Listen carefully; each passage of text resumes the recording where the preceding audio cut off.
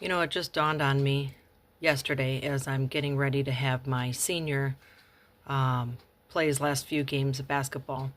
Um, but, anyways, that's just one way in which us as humans mostly focus on stopping everything that is happening in our life rather than letting it go, rather than letting ourselves go into a period of change and transition into the next chapter, into the next thing. If you're a believer, leaving a chapter of life, leaving something that's coming to a close, shouldn't be as much of a threat to you. It should be an opportunity. And instead of living in fear and sadness and regret and sometimes anger or bitterness because that period in your life is coming to an end, rather live in thankfulness for all that you got to experience.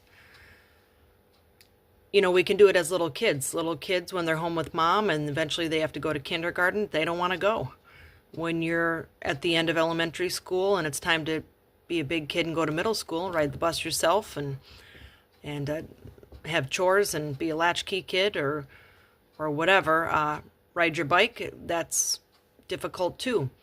When you're a teenager and you don't quite have your act together, you don't have your life figured out for the rest of your 20s and 30s, but suddenly they want you to pick a college and leave the family and take care of yourself and learn how to bank and clean your clothes and cook your own food and get a job and look towards a career and family when you all you can remember is just being with your friends and hanging out. As a married couple, you know, we don't want to see our spouse die. We don't want to see our parents die. And we ourselves aren't ready to leave this world, we don't feel.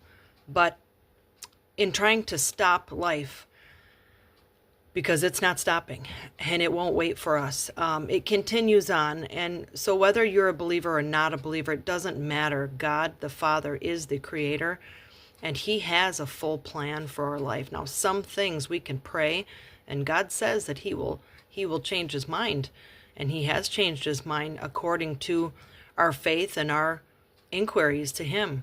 But for the most part, if you surrender to him being Lord and you just follow him, life will become a lot more easier for you.